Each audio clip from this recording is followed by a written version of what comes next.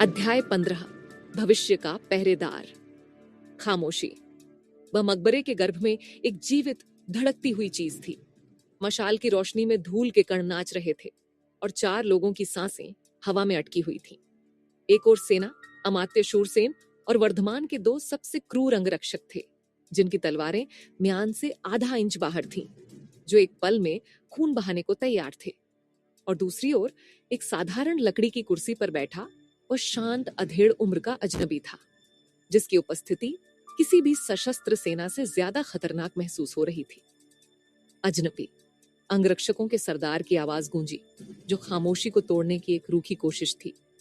तुम कौन हो और तुम दिव्य ज्ञानी का नाम कैसे जानते हो?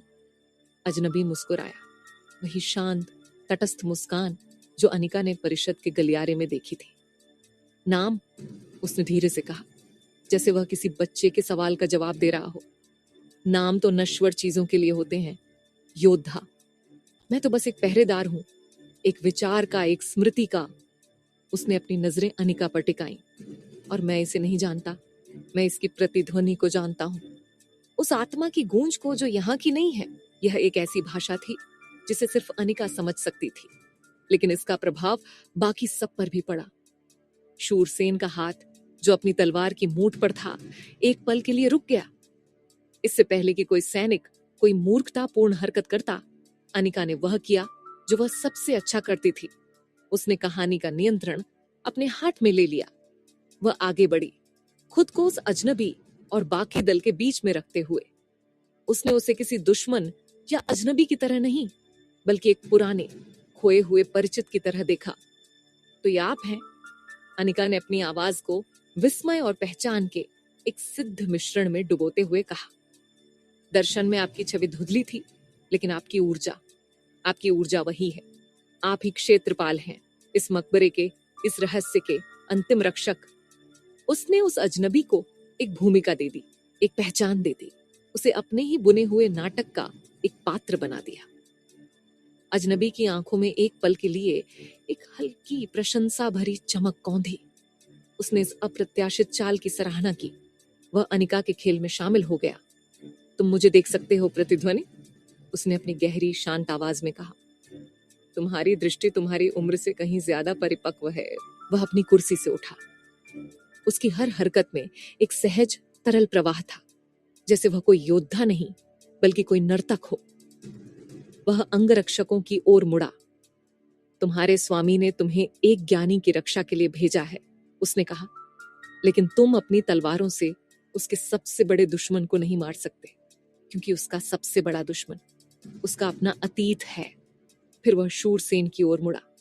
और आप, सेना अमात्य, उसने कहा। उसकी आवाज में अब एक महीन चुभने वाली धार थी। आप एक नए भविष्य के लिए विद्रोह करना चाहते हैं, लेकिन आप उन हथियारों से लड़ रहे हैं जो पहले ही जंग खा चुके हैं। आप एक नए युग का दरवाजा एक पुरानी टूटी हुई चाबी से खोलने की कोशिश कर रहे हैं। यह मनोवैज्ञानिक युद्ध था। उसने एक भी धमकी नहीं दी, लेकिन उसने उन दोनों की आत्मा के भीतर झांककर उनके सबसे गहरे उद्देश्यों को जाहिर कर दिया था। अंगरक्षक अपनी तलवारों के बावजूद असहाय महसूस कर रहे थे, और शूरसेन, जो हमेशा दूसरों के मन को पढ़ता था, आज खुद को एक खुली किताब की तरह महसूस कर रहा था। तुम क्या चाहते हो? शूरसेन ने पूछा। उसकी आवाज में पहली बार एक हल्की सी अनिश्चितता थी। मैं कुछ नहीं चाहता, क्षेत्रपाल ने उत्तर दिया। चाहत तो नश्वरता की निशानी है। मेरा काम चाहना नहीं, सिर्फ रक्षा करना है। किसकी रक्षा? शूरसेन ने जोर देकर पूछा। क्षेत्रपाल ने कोई जवाब नहीं दिया। वह मुड़ा और उस गोलाकार कक्ष की सबसे दूर वाली दीवार के पास चला गया। यह दीवार बाकी सबसे अलग थी। इस पर कोई खगोलीय नक्शा नहीं था। ये पूरी तरह से सपाट और चिकनी थी, सिवाय केंद्र में बने एक छोटे से प्रतीक के, उरोबोरस, वह सांप जो अपनी पूंछ खा रहा था। मैं इसकी रक्षा करता हूं, क्षेत्रपाल ने कहा। उसने अपना हाथ आगे बढ़ाया और उस प्रतीक को अपनी उंगलियों से छुआ। जिस पल उसने उसे छुआ, पूरी दीवार पारदर्शी हो गई। वह पत्थर नहीं थी, वह कांच की एक विशाल खिड़की बन गई थी, जिसके पार का दृश्य किसी भी इंसान के दिमाग को झकझोरने के लिए काफी था। खिड़की के उस पार कोई और कमरा या खजाना नहीं था, उस पार ब्रह्मांड था, एक घूमता हुआ, सांस लेता हुआ तारों का सागर, निहारिकाओं के रंगीन बादल और दूर की आकाश गंगाओं की सर्पिल भुजाएं। ये किसी वेधशाला की तस्वीर नहीं थी, यह वास्तविक था, जीवंत था और इतना करीब था कि लग रहा था जैसे वे एक ही कदम में अनंत में प्रवेश कर सकते हैं। अंगरक्षकों की दबी हुई खौफ से भरी चीखें गूंजी। शूरसेन ने अविश्वास से अपनी आंखें मली और फिर उस तारों के सागर के बीच से एक छवि उभरी, एक ऐसी छवि जो वहां मौजूद किसी भी व्यक्ति के लिए सिवाय अनिका के पूरी तरह से अजनबी थी। यह एक शहर था, कांच और स्टील के बने ऊंचे चमकते हुए टॉवर जो बादलों को छू रहे थे, हवा में उड़ती हुई गाड़ियां जो रोशनी की लकीरें खींच रही थीं, और रात के अंधेरे को रोशन करते हुए लाखों नियन साइन और होलोग्राफिक विज्ञापन। ये मुंबई था या न्यूयॉर्क या टोक्यो, ये भविष्य था, ये अनिका का घर था। छवि सिर्फ कुछ सेकंड के लिए दिखाई दी, एक सपने की एक झलक, एक असंभव प्रतिध्वनि, और फिर वह गायब हो गई। दीवार एक बार फिर अपारदर्शी काला पत्थर बन गई, जैसे कुछ हुआ ही न हो। कमरे में एक ऐसी खामोशी छा गई थी जो मृत्यु से भी ज्यादा गहरी थी। क्षेत्रपाल मुड़ा, उसकी नजरें कांपते हुए अंगरक्षकों या स्तब्ध शूरसेन पर नहीं थीं। उसकी नजरें सीधे अनिका पर थीं। उसकी आंखों में अब कोई रहस्य नहीं था, सिर्फ एक सीधा, सरल और सबसे ज्यादा भयानक सवाल था। मकबरे का रहस्य यही है, प्रतिध्वनि? उसने अपनी शांत आवाज में कहा, जो अब सिर्फ अनिका के लिए थी। यह अतीत का नहीं, भविष्य का स्मारक है। एक ऐसा भविष्य जिसे पाया जा सकता है और एक ऐसा भविष्य जिसे खोया जा सकता है। उसने उस दीवार की ओर इशारा किया। तो अब चुनाव तुम्हारा है। तुम इन्हें क्या दिखाना चाहती हो? एक झूठ जो इन्हें सुरक्षा का एहसास दिलाएगा, क्या वह सच जो शायद इन्हें हमेशा के लिए तोड़ देगा? खामोशी टूट नहीं रही थी, वह और भी गहरी, और भी भारी होती जा रही थी। दीवार अब सिर्फ एक दीवार थी, एक सपाट काला भावहीन पत्थर, लेकिन उस पर कुछ सेकंड के लिए जो छवि उभरी थी, वह कांच और स्टील का जंगल, वह रोशनी की उड़ती हुई नदियां, वह अब भी उस भूमिगत कक्ष की हवा में एक अदृश्य प्रेत की तरह तैर रही थी। अंगरक्षकों की पकड़ अपनी तलवारों पर सफेद पड़ चुकी थी।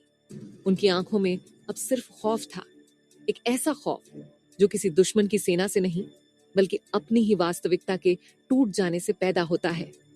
सेना अमात्य शूरसेन, जो अपने जीवन में अजेय रहे थे, एक मूर्ति की तरह खड़े थे। उनकी आंखों में अविश्वास और एक जलती हुई, लगभग पागल कर देने वाली लालसा का संघर्ष चल रहा था। और वे सब अनिका को देख रहे थे। वे जवाब चाहते थे, वे एक ऐसा सच चाहते थे जो उनके छटकते हुए दिमाग को एक साथ जोड़ सके। और क्षेत्रपाल, मकबरे का वह रहस्यमयी पहरेदार, भी अनिका को ही देख रहा था। उसकी शांत आंखों में एक सवाल था, अब तुम इस दुनिया को कौन सी कहानी सुनाओगी? प्रतिध्वनि। अनिका ने एक गहरी सांस ली। उसे लगा जैसे वह दो युगों के बीच एक पतले से धागे पर खड़ी है। एक तरफ उसका अपना सच था, एक ऐसी सच्चाई जो इन लोगों को तोड़ देती, उन्हें पागल कर देती, और दूसरी तरफ एक झूठ था, एक ऐसा झूठ जो उन्हें सुरक्षा का भ्रम दे सकता था, जो उन्हें एक ऐसी कहानी दे सकता था जिसे वे समझ सकें। उसने चुनाव कर लिया था। यह अनिका की आवाज एक गहरी, विस्मय से भरी फुसफुसाहट में निकली, जैसे वह खुद भी जो देख चुकी है उस पर विश्वास नहीं कर पा रही हो। यह देवलोक था, इंद्र का स्वर्ग। यह शब्द किसी मंत्र की तरह काम कर गए। खौफ की जगह एक धार्मिक भय ने ले ली। स्वर्ग, शूरसेन ने दोहराया। उसकी आवाज में अब भी अविश्वास था, लेकिन उसमें एक नई तीव्र जिज्ञासा भी थी।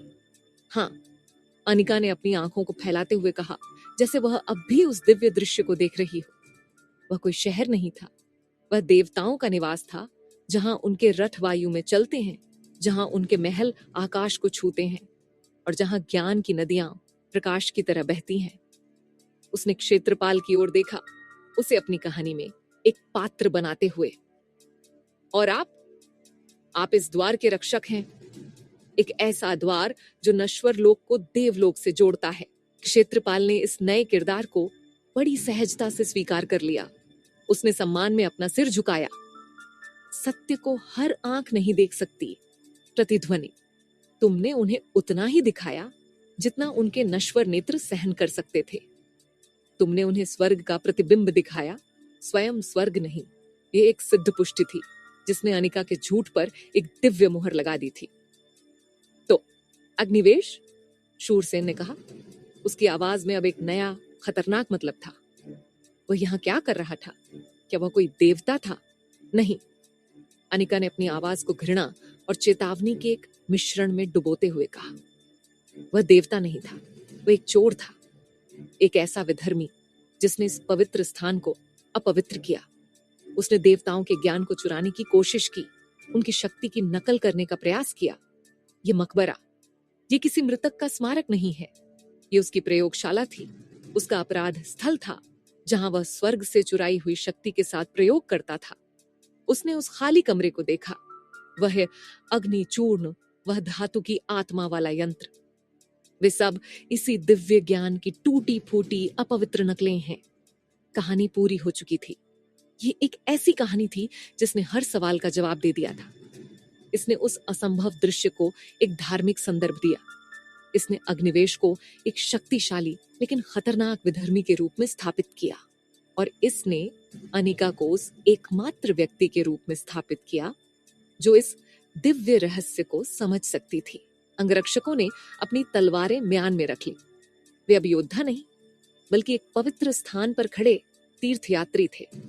शूरसेन की आंखों में जल रही लालसा अब एक जुनून में बदल चुकी थी।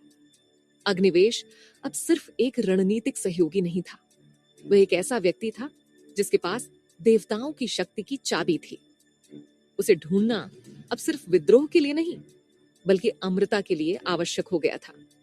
हमें उसे ढूंढना होगा, शूरसेन ने कहा। उसकी आवाज में एक अंतिम दृढ़ संकल्प था। हमें उससे वह ज्ञान छीनना होगा।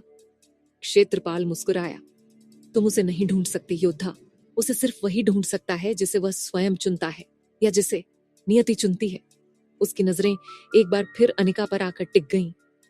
अब यहां से जाओ, क्षेत्रपाल ने कहा। उसकी आवाज में अब एक अंतिम आदेश था। इस स्थान को उसकी खामोशी लौटा दो। वह मुड़ा और उस दीवार के पास गया।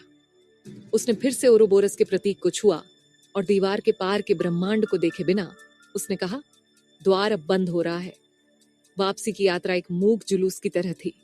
वह विशाल पत्थर धीरे धीरे वापस अपनी जगह पर आ गया और अपने पीछे सिर्फ एक किंवदंती छोड़ गया। अनिका अपनी पालकी के अंधेरे में बैठी थी। वह जीत गई थी। उसने अपने जीवन का सबसे बड़ा झूठ बोला था और सबने उस पर विश्वास कर लिया था। लेकिन जैसे जैसे उसके दिल की धड़कनें सामान्य हो रही थीं, उसके दिमाग में वह छवि एक बार फिर कौंधी, वह भविष्य का शहर। लेकिन इस बार वह उसे एक दर्शक की तरह नहीं देख रही थी। इस बार वह एक विवरण पर ध्यान केंद्रित कर रही थी, एक ऐसा विवरण जिसे सिर्फ वही समझ सकती थी। वह ऊंची कांच की इमारतें, उनमें से एक जो बाकी सबसे अलग थी, जिसके शिखर पर एक जटिल कमल के फूल जैसा डिजाइन था। वह इमारत, वह उसे जानती थी। यह लॉर्ड्स टावर था, मुंबई के सबसे नए और सबसे प्रतिष्ठित व्यावसायिक परिसरों में से एक, और अनिका की कंपनी का नया ऑफिस उसी टावर की 42वीं मंजिल पर स्थानांतरित होने वाला था। वही ऑफिस जहां उसे उस दुर्भाग्यपूर्ण कॉर्पोरेट रिट्रीट पर जाने से पहले अपनी टीम को शिफ्ट करना था। ये कोई सामान्य भविष्य का शहर नहीं था, ये उसका भविष्य था। अनिका के हाथ में पकड़ा वो काला पत्थर अब भी गर्म था। उसे एहसास हुआ कि क्षेत्रपाल या उरोबोरस या अग्निवेश, जो भी वह था, उसने उसे सिर्फ एक प्रतिबिंब नहीं दिखाया था, उसने उसे एक संदेश भेजा था। एक ऐसा संदेश जिसे वह अभी तक समझ नहीं पा रही थी। ये कोई वादा था या कोई चेतावनी? ये घर लौटने का एक नक्शा था या एक अनुस्मारक था कि वह अपने अतीत से कितनी दूर आ चुकी है। पालकी परिषद की ओर बढ़ रही थी, लेकिन अनिका का मन अब विदिशा की साजिशों में नहीं था। वह उस कांच के टावर की 42वीं मंजिल पर खड़ा था और एक नए, कहीं ज्यादा गहरे सवाल का सामना कर रहा था। क्या वह सिर्फ एक प्रतिध्वनि थी जिसे एक खालीपन ने बुलाया था, या उसके यहाँ आने का कोई और, कहीं ज्यादा गहरा और कहीं ज्यादा व्यक्तिगत कारण था?